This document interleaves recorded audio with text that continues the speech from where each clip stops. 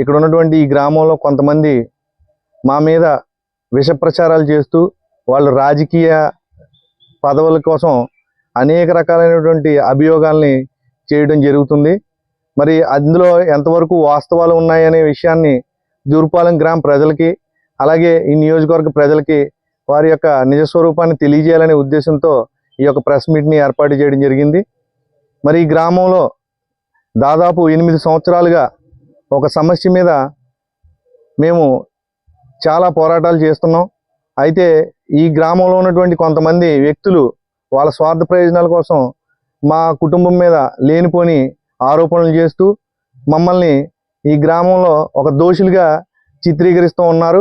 వీటినన్నింటినీ కూడా ఇంతకాలం భరిస్తూ వచ్చాం. కానీ ఈరోజు వారు గత 2-3 రోజుల నుంచి వాళ్ళు చేస్తున్నటువంటి విష ప్రచారాలు మా దృష్టికి వచ్చిన మీదట మేము ఈ యొక్క ప్రెస్ మీట్ ద్వారా ప్రజలకు వాస్తవాలను తెలియజేయాలనే ఉద్దేశంతో ఇక్కడ రావడం జరిగింది. ఇక్కడ మరి ఈ గ్రామంలో దాదాపు 2017 సంవత్సరంలో ఒక బ్రిడ్జి నిర్మాణానికి అంకురార్పణ చేయడం జరిగింది. ఆనాటి శాసనసభ్యులు గొల్లపల్లి సూర్యారావు గారు ఆ యొక్క బ్రిడ్జిని శంకుస్థాపన చేసి ఆ రోజు మా యొక్క రైతుల్ని ఎవరిని కూడా సంప్రదించకుండా మా స్థలాలకి ముందుగా ఒక బ్రిడ్జిని శంకుస్థాపన చేయడం జరిగింది. అయితే కాలానుగుణంగా అది రోడ్డు యొక్క కనెక్టివిటీ ఎక్కడికి వేయాలి అనే దాని మీద అక్కడ ఉన్నటువంటి అధికారులు కానీ ఎవరు కూడా దీన్ని రైతులతోటి సంప్రదించి చేసినటువంటి దాఖలాలు ఎక్కడా లేవు.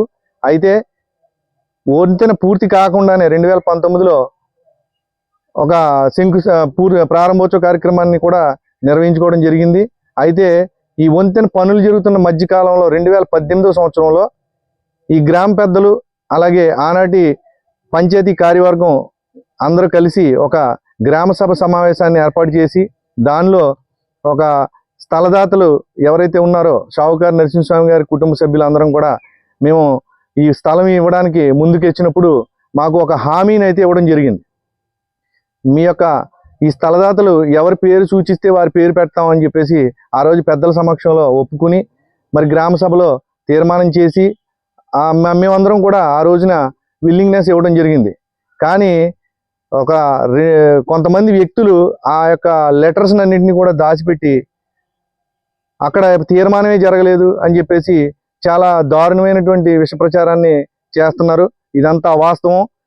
మీరు క్లియర్గా పంచాయతీ 2018 జూలై నెలలో 18వ తారీఖుని ఇక్కడ ఒక గ్రామ సభ చేయడం జరిగింది. అందులో గ్రామస్తులు అలాగే పెద్దలు అలాగే ఆ రోజు ఉన్నటువంటి సర్పంచ్ గారు అలాగే ఆ సర్పంచ్తో పాటు వార్డు మెంబర్స్ కూడా వచ్చి ఆ సమావేశంలో పాల్గొనడం జరిగింది. మేము ఇచ్చినటువంటి ఆ విల్లింగ్నెస్కి అనుగుణంగా మళ్ళీ 30వ తారీఖున ఒక తీర్మానం చేసి ఆ పేరుని ప్రతిపాదించడం జరిగింది. ఇది వాస్తవం, క్లియర్ కట్గా రికార్డ్స్లో ఉన్నాయి. అక్కడ ఉన్నటువంటి రికార్డ్ ఎవిడెన్స్లన్నీ కూడా ఆ రోజు ఉన్నటువంటి కలెక్టర్ గారికి ఇక్కడ నుంచి పంచాయతీ సెక్రటరీలు అలాగే ఎంపీడీఓలు వీళ్ళందరూ కూడా సబ్మిట్ చేయడం జరిగింది. కానీ ఇవన్నీ దాచిపెట్టి ఏదో పంచాయతీ తీర్మానం జరగలేదు, అక్కడ ఏమీ లేకుండానే దొంగ తీర్మానాలు పెట్టారని చెప్పేసి అంటున్నారు. మరి ఆ రోజు ఉన్నటువంటి సర్పంచ్ గారు పంచాయతీ తీర్మానం జరిగిందా లేదా అనేది ఆయనే చెప్పాలి. ఎందుకంటే క్లియర్గా ఆయనతో పాటు 11 మంది వార్డు మెంబర్లు సంతకాలు పెట్టినటువంటి తీర్మాన కాపీలు మీరు పంచాయతీ రికార్డ్స్లో ఉన్నాయి. మరి ఎందుకు ఇలా విష ప్రచారం చేస్తున్నారు అనేది ప్రజలందరూ కూడా గమనించుకోవాలి. ఇంకా రెండోది ఏంటంటే అక్కడి తూర్పు వైపున వంతెనకి ఉత్తరం వైపున మా భూములు ఏమీ లేవు అని చెప్పేసి నిన్న కొంతమంది ఇక్కడ నాయకులు ఎవరో మేమే వారసులం అని చెప్పేసి మాట్లాడటం జరుగుతుందని చెప్పేసి మీరు మీడియాలో చూసాం.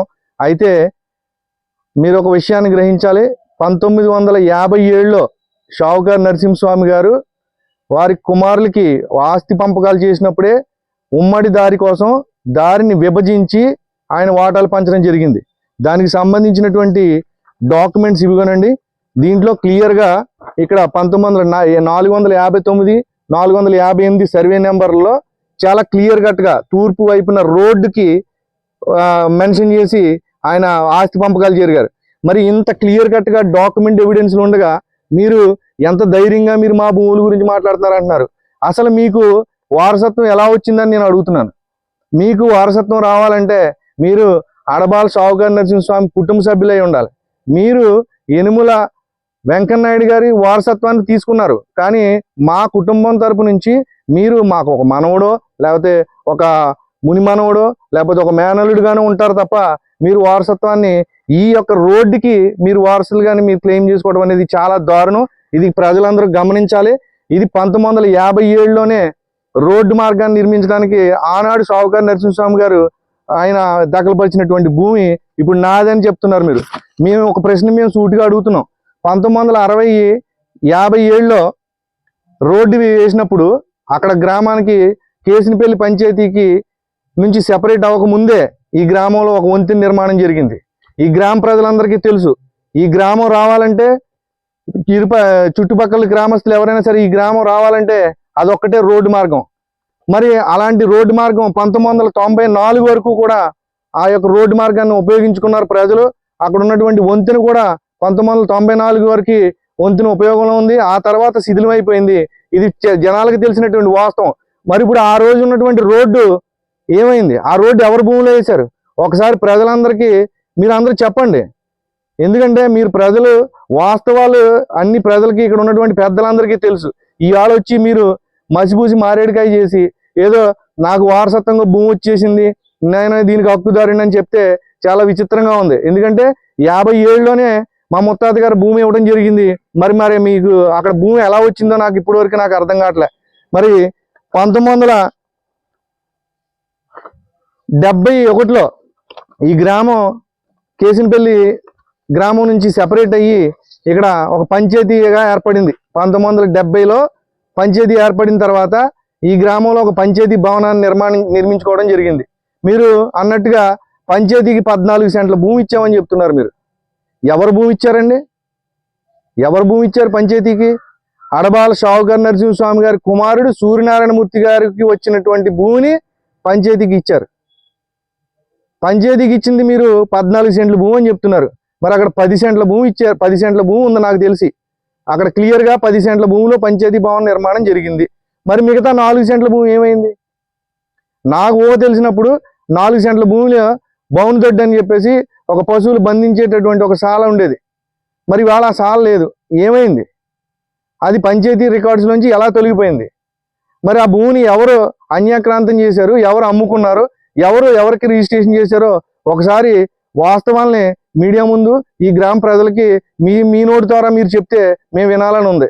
ఎందుకంటే వాస్తవాలను దాచిపెట్టి మీరేదో చెప్తే వినటానికి ప్రజలు ఉన్నారు కదా అని చెప్పేసి మీరు చెప్పుకుంటా పోతే ఇది నిజాలు ఎప్పుడు కూడా దాగవండి. మీరు అబద్ధాలని నిజాలు చేయాలనుకోవడం చాలా విచిత్రం.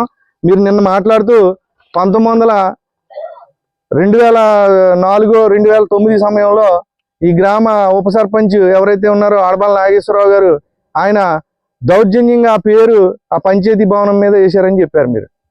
మరి 1971లో ఈ గ్రామ సర్పంచ్గా ఉన్నటువంటి తులసిరామ్ దాస్ గారు ఏదైతే ఈ గ్రామాన్ని మొట్టమొదటి ఈ భవన నిర్మాణాన్ని చేసిన తర్వాత ఆయన ప్రారంభోత్సవం చేశారో ఆ ప్రారంభోత్సవానికి ఆయన శిలాఫలకం వేయడం జరిగింది 1971లో.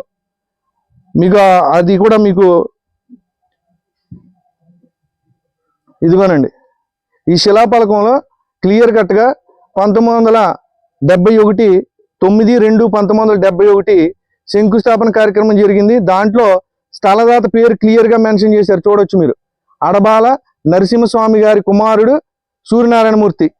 మరి దీని మీద ఉన్న పేరునే కదండి ఆ రోజున బిల్డింగ్ మీద వేయించారు. మరి మీరు 1971లో ఈ స్థలదాతగా నరసింహస్వామి గారి కుమారుడు సూర్యనారాయణమూర్తి అని మెన్షన్ చేసినప్పటి నుంచి 2009 వరకు మీరు ఏం చేస్తున్నారు? ఆ పేరు దాని మీద ఉందా లేదా అనేది మీరు ఆ రోజు ఎందుకు ప్రశ్నించలేకపోయారు? మీరు ఏదో స్థలదాతలు మేమే అని క్లెయిమ్ చేసుకోవడానికి మీకు ఏమీ లేక మీకు ఏదో వచ్చినటువంటి ఆస్తులను చూపించుకుని ఇదంతా మాదే అని చెప్తే నమ్మే వాళ్ళు ఎవరు లేరండి. దయచేసి ఇలాంటి తప్పుడు ప్రచారాలు విష ప్రచారాలు చేయకండి. ప్రజలు నవ్వుకుంటున్నారు. నిజంగా నిన్న మీరు మాట్లాడిన మాటలు చూస్తే అసలు మీరు ఏం మాట్లాడారో ఈ గ్రామ ప్రజలకు అర్థం కావట్లే. మేమేదో కుప్పు గంతులు వేస్తున్నామని పిచ్చి పెట్టి మాట్లాడుతున్నామని మాట్లాడుతున్నారు. మీరు మతి స్థిమితం లేకుండా మీరు తప్పుడుగా మాట్లాడుతున్నారు. ఒకసారి మీరు ఆలోచించుకోవాలి. మీరు ఎవరి భూముల్ని చెట్ల పేరు చెప్పి కాయలు అమ్ముకుంటున్నారు అంటారు. అవునండి, మా ముత్తాత గారిలో మా తాతలో మాకు పంచిన ఆస్తులు ఇవాళ వాటి మీదే మేము అనుభవిస్తూ వాళ్ళ పేర్లు చెప్పుకుని గొప్పగా బతుకుతున్నాం. మేము సంపాదించింది ఏమీ లేదు. కానీ మీరు ఎవరి ఆస్తుల్ని పంచుకుని ఎవరి ఆస్తుల్ని తింటూ మీరు వాళ్ళ పేర్లు పెడతానంటే ఎందుకు అభ్యంతరం చేస్తున్నారో ఒక్కసారి మీ మనస్సాక్షిని అడగండి. మీరు ఇవాళ ఇటువంటి ఉన్నటువంటి ఆస్తిపాస్తులన్నీ కూడా మీకు ఎక్కడి నుంచి వచ్చాయి? కాబట్టి దయచేసి ఈ వంతెన విషయంలో మీరు ఎలాంటి విష ప్రచారాలు చేసి మీరు ప్రజల్ని రెచ్చగొట్టి, నిన్న మీరు ఇంకో మాట చెప్తున్నారండి, ఒక బీసీ సోదరుడు సర్పంచ్ గారి మీద నేను ఏదో అనుచిత వ్యాఖ్యలు చేశానని చెప్పేసి ఇక్కడ కుల ప్రస్తావన ఎందుకు తీసుకొస్తున్నారు? మీరు అసలు ఎందుకు తీసుకొస్తున్నారు? అసలు మీరు బీసీలు అనేది తక్కువ కులం అని చెప్పేసి మెన్షన్ చేయడానికి చెప్పారా? అదే ఒక కాపు కులస్తుడు సర్పంచ్గా ఉన్నప్పుడు జరుగుంటే మీరు ఏం మాట్లాడతారు? అంటే మీ నోటికి ఏదొస్తే అది మాట్లాడేసి ఈ గ్రామస్తుల మధ్య లేనిపోని కుల గొడవలు సృష్టించాలనో లేకపోతే మీ రాజకీయ లబ్ధిని చేకూర్చుకోవాలనో చెప్పేసి మీరు మాట్లాడటం సబబు కాదు. దయచేసి మీరు మీకు తెలియదేమో, ఒకసారి బీసీ సోదరులను అడగండి, మేము ఎలా ఉంటామో వాళ్ళతోటి ఎంత అన్యోన్యంగా ఉంటామో. ఇప్పుడు లేనిపోని గొడవలను సృష్టించి మీరు దీన్ని ఇలాగా కుల గొడవలుగా సృష్టించడం అది కరెక్ట్ కాదు. దయచేసి మీ యొక్క మానసిక స్థితిని మీరు సరి చేసుకోవాలని చెప్పేసి దీని మీడియా ముఖంగా మీకు తెలియజేస్తున్నాను. పంచాయతీ తీర్మానాన్ని అనుసరించి గౌరవ అంబేద్కర్ కోనసీమ జిల్లా కలెక్టర్ గారు వారి నివేదిక 10 మంది సభ్యులతోటి ఒక కమిటీని వేసి ఇక్కడ ఉన్నటువంటి స్థలాలు ఎవరి అనేది విషయంలో ఆయన పూర్తి సమగ్ర విచారణ చేసిన తర్వాత ప్రభుత్వానికి రాసినటువంటి ఉత్తర్వుల మేరకు ఈ జీవో గవర్నమెంట్ రిలీజ్ చేసిందండి. ఈ జీవోని రిలీజ్ చేయడానికి ముందు ఆంధ్రప్రదేశ్ అత్యున్నత న్యాయస్థానం ఈ కోర్టు ఆర్డర్ని ఇవ్వడం జరిగింది. ఆ కోర్టు ఆర్డర్ని బేస్ చేసుకుని కలెక్టర్ గారు ఈ కమిటీ యొక్క విచారణ చేసి ఈ జీవోని విడుదల చేయడం జరిగింది. మరి ఏ ఉద్దేశంతో మీరు ఈ జీవో మీద లేనిపోయిన అసత్య ఆరోపణలు చేస్తున్నారు? ఇవాళ మీరు తప్పుడు ఆరోపణలు చేసి ఈ జీవోని రద్దు చేయించడానికి మీరు చేసినటువంటి ప్రయత్నాలన్నీ కూడా హైకోర్టు మొట్టికాయలు వేసినా కూడా మీకు ఇవాళ కూడా మీరు ఇంకా ఈ రకమైనటువంటి ప్రసారాలు చేస్తున్నారు. ఇప్పుడు ప్రస్తుతం ఈ జీవోనే ఫోర్స్లో ఉంది. దయచేసి అధికారులందరూ కూడా దీన్ని దృష్టిలో పెట్టుకుని ఈ వంతెన విషయంలో సమగ్రమైనటువంటి ప్రణాళికతోటి ఈ స్థలాలన్నీ కూడా వీళ్ళందరూ కూడా ఇక్కడ ఉన్నటువంటి వాళ్ళందరం కూడా స్థలదాతలమే. షావుకారు నరసింహస్వామి గారి కుటుంబ సభ్యులందరం కూడా భూములు ఇవ్వడానికి సిద్ధంగా ఉన్నాం. మీరు తక్షణమే ఈ పేరు పెట్టి ఈ యొక్క వంతెన పనులు పూర్తి చేసినట్టయితే మేమందరం కూడా భూములు ఇవ్వడానికి సిద్ధంగా ఉన్నాం. ఈ విషయంలో గౌరవ శాసనసభ్యులు కూడా మేము వినతి పత్రాన్ని ఇవ్వడం జరుగుతుంది. త్వరలో వెళ్ళి ఆయన కలవడం జరుగుతుంది. కాబట్టి త్వరలోనే ఈ వంతెన్ని గ్రామ ప్రజలందరికీ కూడా అందుబాటు చేయడానికి మేమందరం సహకరిస్తాం. తప్పకుండా మీరు ఇది గమనించాలి. ఈ బ్రిడ్జి నిర్మాణానికి ప్రభుత్వం 4,30,00,000 కేటాయింపు చేయగా కొంతమంది ఈ గ్రామంలో ఉన్నటువంటి పెద్దలు, మరి ఇక్కడ ఉన్నటువంటి కొంతమంది పెద్దలు ఏం చేశారంటే కొంతమంది వ్యాపారస్తుల దగ్గర అలాగే బయట ప్రాంతాల్లో ఉన్నటువంటి వారి దగ్గర ఇక్కడ ఉన్నటువంటి రైతులు భూములు నష్టపోతున్నారు, వారికి ప్రభుత్వం ఏమి నష్టపరిహారం ఇవ్వట్లేదని చెప్పేసి మేము అందరం డబ్బులు కలెక్ట్ చేసి ఆ రైతులకి నష్టపరిహారం చేస్తామని చెప్పి చాలా మంది దగ్గర చాలా పెద్ద మొత్తంలో డబ్బులు వసూలు చేయడం జరిగింది. దయచేసి ఆ వసూలు చేసినటువంటి వారు ఎవరైతే ఉన్నారో వారు ఎంతంత వసూలు చేశారు, ఎంత మొత్తంలో మీరు డబ్బులు కలెక్ట్ చేశారు అనేది ప్రజల ముందుకు వచ్చి మీరు చెప్పాలి. మరి ఇప్పుడు మాట్లాడుతున్నటువంటి వాళ్ళందరూ కూడా మమ్మల్ని అందరికీ ఏదో దుష్ట శక్తులు ఉన్నాయని చెప్తున్నారు. ఆ దుష్ట శక్తులనే మీరు అడగండి, ఎంత వసూలు చేశారు, ఎవరికి ఇచ్చారు ఆ డబ్బులు, ఏమైపోయింది ఆ డబ్బు అంతా అని చెప్పేసి మీరు ప్రశ్నించాలని చెప్పేసి నేను మీకు కోరుకుంటున్నా.